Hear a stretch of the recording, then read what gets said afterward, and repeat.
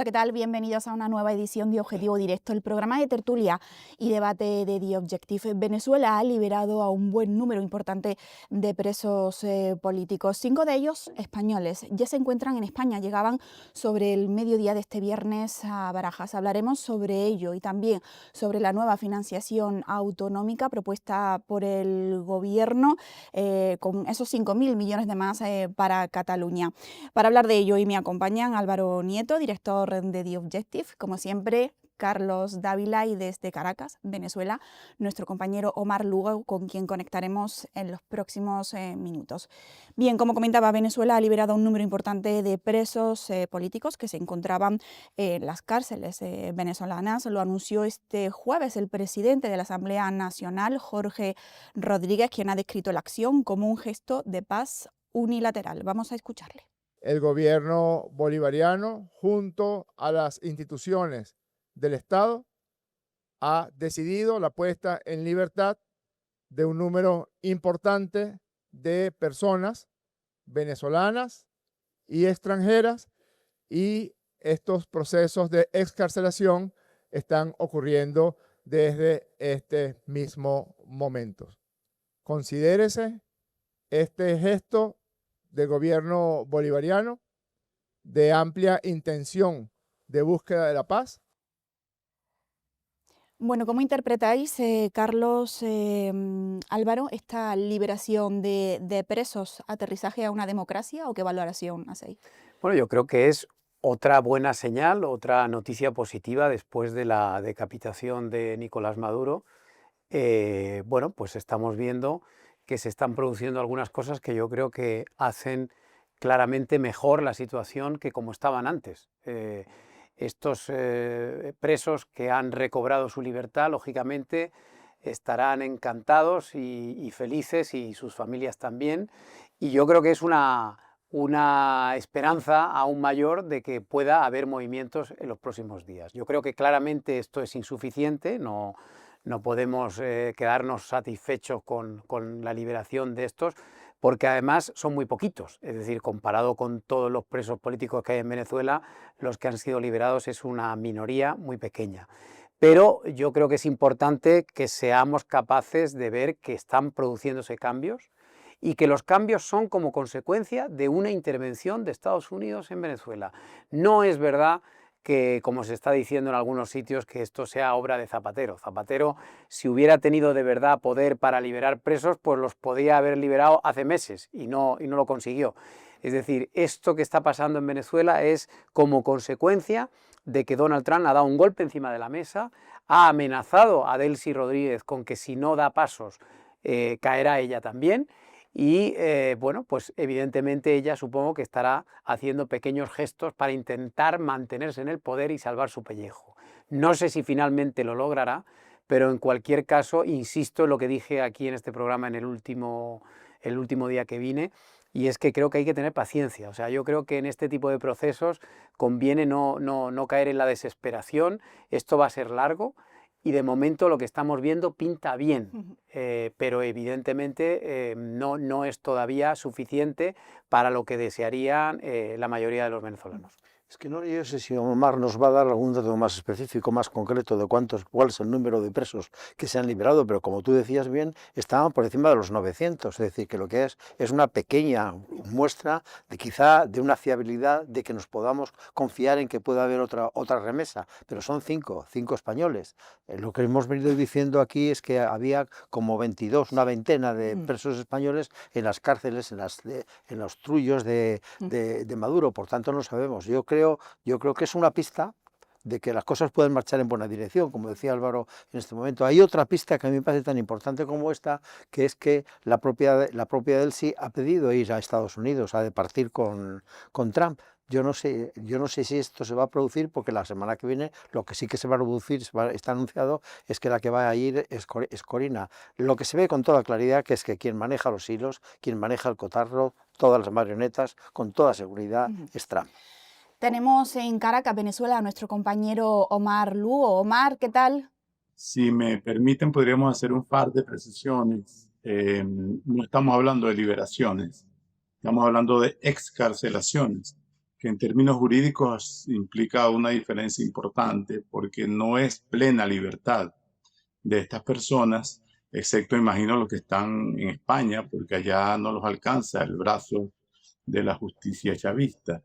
En el caso de los venezolanos, cuando es excarcelación, le siguen el juicio en libertad, libertad relativa, tienen que presentarse cada semana a los tribunales, tienen prohibido hablar con la prensa de sus casos, tienen prohibido participar en actividades políticas y sobre todo tienen un miedo permanente de que en cualquier momento los regresen a la prisión.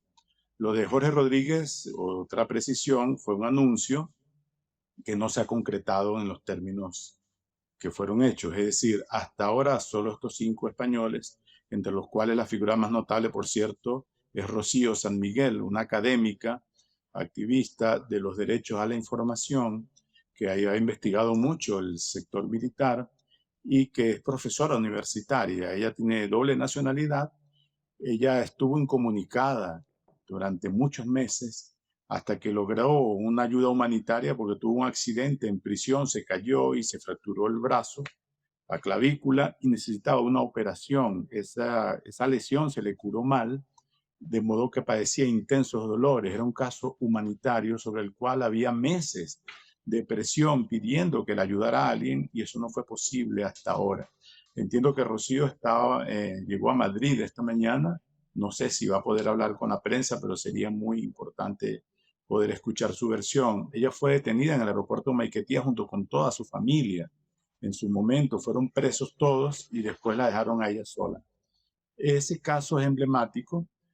Otros 2 liberados fueron Enrique Márquez, un ex candidato presidencial que en su momento había confrontado a Maduro públicamente, y otros Biagio Pieri, que es un exdiputado, periodista también, de origen italiano, doble nacionalidad, y ni siquiera la presión del gobierno de Italia había servido para que lo tomaran en cuenta. A esta hora todavía los familiares de las víctimas de estas prisiones arbitrarias permanecen en los alrededores de la cárcel del Helicoide, que es conocido como un centro de torturas, sede de la Policía Política SEBIN. Y según informes de la fuente que estamos intentando mantener como las más confiables para esto, es decir, las que seguimos para esta información, que son Foro Penal y Provea, hasta esta mañana al menos, hace un par de horas de la última vez que chequeé, no se habían producido liberaciones masivas de estas personas. Muchos de estos presos son figuras anónimas, simples manifestantes que salieron a la calle a ejercer un derecho constitucional a la protesta pacífica y que fueron capturados. También hay periodistas presos por ejercer su trabajo, por salir a la calle a reportear. Hay activistas de los derechos humanos y abogados que están presos por ir a defender a otros presos. Y en fin, hay personas comunes. De modo que este tema de los presos políticos en Venezuela, que como ustedes han señalado ascienden a entre 900 y 1000 según algunos cálculos, sigue estando latente y era una de las demandas, es una de las demandas de la oposición durante muchos meses y sería, en efecto, como comentaba Álvaro, uno de los primeros gestos positivos de una posibilidad de un cambio en Venezuela. Pero hasta ahora no se ha concretado nada masivamente. Adelante, Lidia, Álvaro. ¿Tú cómo valorarías, Omar, esta acción como una maniobra de distensión o realmente como una apertura de mano del gobierno? Yo creo que las dos cosas. El propio Jorge Rodríguez lo ha dicho, que es un gesto unilateral de ellos, pero también desde Washington había algunos anuncios pidiéndoles que tuvieran un gesto en este sentido. La verdad, como lo veo, sería hasta ahora la primera medida que tuviera un beneficio hacia la oposición, hacia los opositores, porque es una demanda de largo tiempo. Pero está por verse si esto sería una apertura. Una apertura sería una amnistía general y que dejen de perseguir a la gente por sus ideas y por manifestar su pensamiento o por hacer su trabajo. En los procesos de transiciones políticas, cuando ocurren estas cosas, es que podemos hablar de una distensión. Pero si todavía en la calle la gente tiene miedo de salir, tiene miedo de ser capturada, de que por lo que los mensajes que tengan en su teléfono puedan meterle 20 años de cárcel, o miedo a que se tope con bandas paramilitares en la calle y que la repriman, miedo a que no se pueda reunir una manifestación pacífica a expresar su pensamiento, obviamente esta liberación no se compagina con una apertura. Dicho sea de paso, Venezuela está ahorita en una situación donde técnicamente no hay garantías constitucionales. Está vigente un decreto de conmoción exterior que, si bien es justificado legalmente porque hubo un ataque de un país extranjero, un ataque militar que dejó unos 100 muertos, además de otros centenar de heridos, cualquier país en una condición como esta podría poner en práctica un decreto como este de conmoción exterior. Pero lo cierto es que las libertades civiles, que ya estaban limitadas de facto, ahora lo están con el apoyo de este decreto, es decir, con un sustento, un sustrato legal, Lidia. Ujú. Álvaro, Carlos, no sé si tenéis alguna pregunta para nuestro compañero. Yo tengo varias, pero lo primero que me gustaría preguntarte, Omar, es si sabemos exactamente cuántos presos han sido excarcelados, porque a España han llegado 5, tú hablabas del caso de algunos de ellos, pero en total, en esta primera entrega, ¿cuántos se han excarcelado? Verificados teníamos esta mañana 11 verificados. Por eso insisto, en muchos casos, inclusive que no se han revelado, hay personas que no lo han comunicado porque tienen miedo a manifestar públicamente su alegría por estas excarcelaciones. Y muchos de los presos han sido trasladados en vehículos con vidrios cubiertos, ahumados, que llamamos en Venezuela, lejos del centro de reclusión, y se los ha entregado a su familia. Entonces no hay una información centralizada. Lo que estamos optando es por esperar para tener estas confirmaciones y hay información verificada y precisa antes de divulgarlo de una manera, decir, absoluta, porque es un tema muy delicado que toca además varias fibras. Pero si me permiten, Carlos, también Álvaro y Lidia, además están ocurriendo varias cosas esta mañana que podría indicar, digamos, hacia dónde va esto. Esta mañana llegó una delegación del Departamento de Estado a Venezuela en un par de aviones pequeños para, según las versiones que salen desde Washington y que desde acá todavía no se han podido contrastar, ir a la sede de la Embajada de Estados Unidos en Venezuela, que como sabemos ha estado cerrada desde 2019 y que la intención es abrirla esta embajada en plenas funciones y restablecer las relaciones diplomáticas entre los dos países. Si esto se concreta en los próximos días, sería un cambio fundamental en la situación política venezolana e inclusive en la relación geopolítica con el resto de América y con Europa. Como sabemos, el gobierno de Nicolás Maduro no es reconocido, no ha sido reconocido tampoco en su continuidad con Delcy Rodríguez por un centenar de países, bueno, menos de un centenar de países, pero en realidad eh, las democracias de corte occidental, las de la Unión Europea y las democracias americanas, no han reconocido expresamente al gobierno de Maduro, tampoco al de Delcy Rodríguez. Es decir, esto plantearía otra relación, otro tipo de relación entre Estados Unidos y Venezuela, en un contexto donde están ocurriendo muchas cosas muy rápidamente, pero que hasta ahora no hay una confirmación de que haya una transición hacia una democracia. Hay una transición, obviamente, entre el propio gobierno. Sí, Álvaro. Omar, por lo que nos cuentas, la situación está evolucionando, yo diría que favorablemente. Sin embargo, el otro día nos quedamos con la impresión, después de tus palabras, una impresión pesimista. Llegaste a afirmar, por lo menos y lo que yo entendí, que el proceso, este proceso a la democratización, si se puede llamar de esta forma, no iba a producirse en corto tiempo y tampoco en corto tiempo iban a convocarse unas elecciones. Sin embargo, lo que te estás contando hoy parece que evoluciona favorablemente como el paciente venezolana. ¿Es así o no es así? Sí, Carlos, hay varias cosas allí. Yo también decía que era con la información disponible hasta ese momento. E insisto, todo lo que estamos diciendo es con la información disponible hasta este momento. Lo que está planteado, al menos sobre la base de las declaraciones y las informaciones, yo creo que también muchas declaraciones han sido confundidas con noticias, es una nueva relación de poder con Estados Unidos, un nuevo gobierno tutoriado por Estados Unidos. Esto no significa que haya una convocatoria a elecciones libres, democráticas, donde todos los agentes políticos puedan tener derecho a participar libremente y que estas elecciones sean verificadas independientemente y que esto abra un nuevo periodo en Venezuela.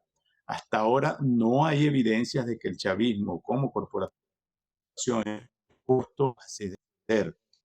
En las últimas horas han enviado nuevos mensajes de cohesión y además en un contexto muy emblemático y muy simbólico. La propia Delcy Rodríguez fue ayer a los actos de sepelio, a los entierros, ceremonias fúnebres por los muertos. El gobierno califica estos muertos como masacrados porque la acción militar de Estados Unidos de alta tecnología, según las informaciones que hemos pilado, disgregadas, fue una acción muy contundente y violenta con helicópteros de ataque y disparos de misiles a barracas donde dormía inclusive buena parte de los componentes del anillo de seguridad de Maduro.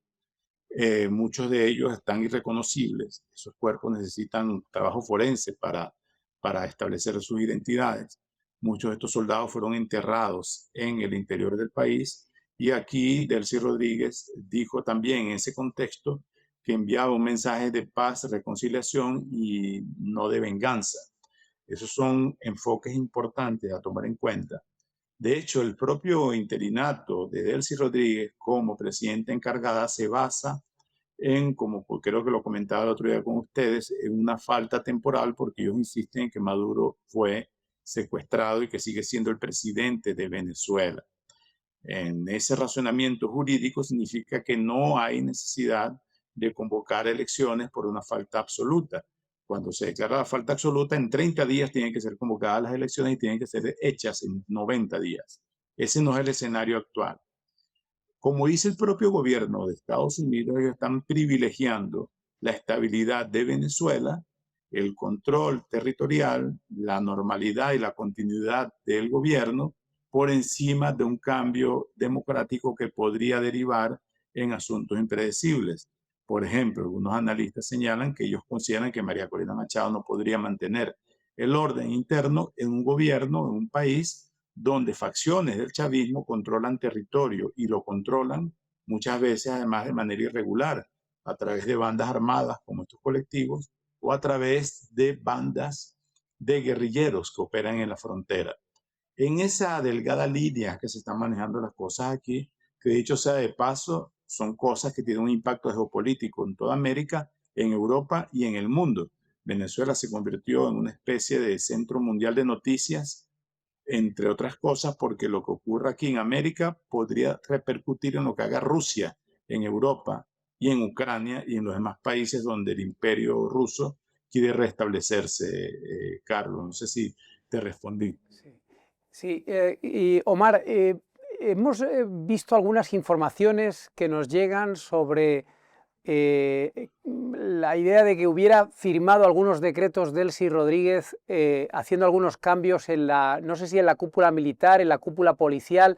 Me gustaría saber si nos puedes confirmar que efectivamente está habiendo algunos cambios y en qué sentido están yendo los cambios. ¿Cómo interpretas esos cambios si es que son verdad? El primer cambio que sí fue público anunciado es la destitución del general Tabata, que era el que estaba a cargo de la Casa Militar, es decir, de la seguridad de Maduro. Fue destituido y fue sustituido por otro general que había sido jefe de la Policía Política SEBIN y que es Gustavo, él es un hombre que estaba entrando y saliendo del gobierno de Maduro y que justamente tiene un papel fundamental ahora, hombre de confianza de Delcy. Esa es hasta ahora, hasta este momento, la única medida de cambio de ese sentido, en ese sentido. Si estuviéramos hablando, como solicitaba Carlos ahora más esclarecimiento, de una transición, obviamente hubiera un cambio de la cúpula, del alto mando militar, del ministro de Defensa y del ministro del Interior. Ellos todos hasta ahora, hasta este momento, se mantienen en el poder y dicen que siguen defendiendo la llamada revolución bolivariana y que el traidor es nunca, lealtad siempre, y dicen que hay que rescatar los valores, los principios de Hugo Chávez y de Nicolás Maduro en este régimen político. Hay una cosa fundamental allí que yo destacaría, yendo ya más profundo en el análisis, es que si de verdad ocurre lo que está pidiendo Washington, lo que está pidiendo el gobierno de Donald Trump, esto iría en contra de conceptos esenciales existenciales del chavismo. Es decir, la llamada revolución bolivariana nos ha vendido durante 30 años las premisas de defensa de la libertad, de la independencia, de los recursos naturales y del petróleo, y también de la soberanía absoluta. Pero si Estados Unidos impone una especie de tutoreaje sobre la industria petrolera y se concreta lo que dicen, que todo el petróleo tiene que salir hacia Estados Unidos y no hacia otros clientes, eso atentaría directamente contra el discurso chavista y los pondría de verdad en una situación bastante incómoda ante las bases que ellos conservan, pero sobre todo ante la estructura de poder corporativa que compone este gobierno, Álvaro. Y la última, Omar, me gustaría saber cómo es la vida cotidiana hoy, por ejemplo, en Caracas. Es decir, los colegios han vuelto a la normalidad después de las vacaciones navideñas, la gente hace vida normal, ¿hay algún tipo de cosa distinta a cómo estaba Venezuela antes de que cayera Maduro? Sí, bueno, hay que destacar que esto ocurrió en las vacaciones de fin de año, que aquí equivalen más o menos a las vacaciones de verano de ustedes, donde no se mueve ni una hoja. Entonces, las clases estaban previstas que se retomaran el lunes que viene, el lunes 12, si no me equivoco.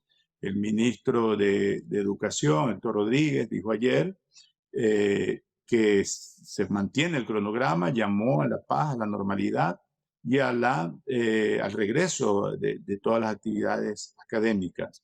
Por cierto que el ministro de Defensa ya había dicho el lunes pasado que él llamaba a Vladimir Padrino a la normalidad, al regreso de la actividad económica, laboral y académica cotidiana. En la calle la gente está retomando poco a poco sus actividades, el tránsito ha vuelto, la gente está yendo a los comercios, comprando, volviendo al trabajo, pero en estos días de enero siempre es algo que se ha hecho lentamente. En las noches sí regresa mucho el miedo, la gente se recoge temprano, nadie hace vida nocturna por estos días, no se le ocurre. La gente está restringiendo los viajes y las salidas de la casa a lo esencial. También hay que destacar que hay un mazazo en el bolsillo de la gente porque en estos últimos 5 días la moneda se devaluó otro 10%, el bolívar, y acumula una devaluación de 82% más o menos en un año. Esto significa que hay una disparada de los precios de los productos esenciales en los supermercados, en las tiendas, y la gente está desesperada porque la situación económica de verdad es angustiante en medio de un desempleo y además porque hay un tipo de cambio paralelo que es el que establece los precios de los productos básicos y es al que se compran las cosas, pero la gente recibe ingresos a la tasa oficial del Banco Central que hoy día está cerca de la mitad del paralelo. Es decir, esto es un desastre con una hiperinflación a las puertas que puede superar el 500% y que se ha agravado en los últimos días. Algunos analistas económicos descartan, sí, perdón, Muy Carlos. corto por mi parte, si me permites. ¿Qué se puede esperar de la visita de Corina Machado la próxima semana a Washington? Yo creo que va a depender del trato que le dé Donald Trump. Como sabemos, en general, este país todo depende de lo que diga y haga Donald Trump. Sí, pero él no la había reconocido como la líder de la oposición venezolana. De hecho, en sus primeras palabras dijo que María Corina no tenía respeto ni representación en Venezuela, lo cual contradice con toda la campaña que llevó a cabo y toda la carrera política de María Corina Machado. Si en efecto la reconoce como líder de la oposición y se abre en una ventana de tiempo prudencial la posibilidad de unas elecciones libres y democráticas en Venezuela, obviamente ella recuperaría internacionalmente o a los ojos de Trump, por lo menos, un papel de peso que ya tiene dentro de Venezuela y que además tiene en otros países. Pero insisto, eso va a depender de los términos de esa reunión y de lo que quiera transmitir Trump, porque hasta ahora ha dejado claro el gobierno de Trump que le interesa aquí es el petróleo y los recursos naturales y la estabilidad más que una transición democrática. Bien, muchas gracias, Omar. Estaremos muy pendientes de lo que suceda en Venezuela y muy pendientes también de tus publicaciones. Gracias, Lidia. Gracias, Carlos. Gracias, Álvaro. Un abrazo desde Caracas. Gracias. Un abrazo Un abrazo. y cuídate. Bien, y cambiamos de asunto. En España el Gobierno ha anunciado un nuevo modelo de financiación autonómica con unos 5.000 millones de euros de más para Cataluña. La ministra de Hacienda, María Jesús Montero, ha dicho que esta financiación garantiza la ordinalidad a Cataluña, pero no a otras regiones. Vamos a escucharla. La construcción del modelo tiende al principio de ordinalidad, pero depende de cada comunidad autónoma que ese principio de ordinalidad esté presente o no. ¿Por qué digo depende? Porque el fruto, finalmente, de lo que aportan versus lo que reciben no es homogéneo para todas las comunidades autónomas. Entonces, el señor Junqueras ayer lo que trasladó es que se cumple ese principio para Cataluña. Usted me pregunta por la totalidad del sistema.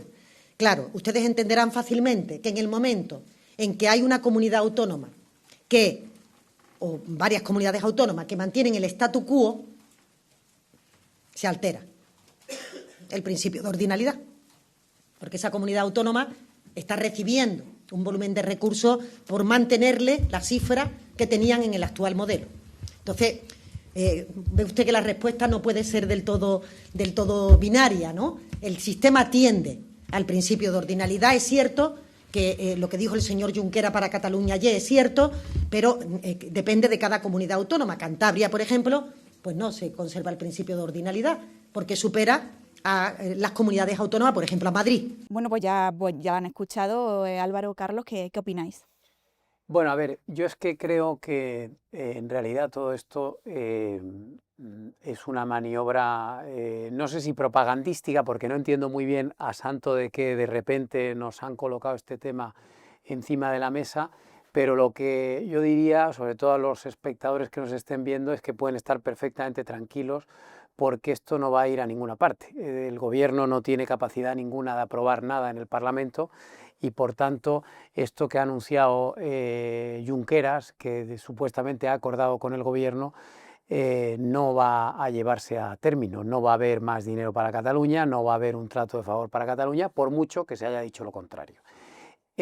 Por supuesto, la versión esta de que todos se van a beneficiar y de que esto no va en contra de nadie es absolutamente falaz, porque es imposible. Es decir, el dinero es el que es y si beneficias más a Cataluña, evidentemente alguien sale perdiendo. Pero insisto, yo creo que aquí no hay que darle mayor importancia porque estamos ante una maniobra de pura propaganda.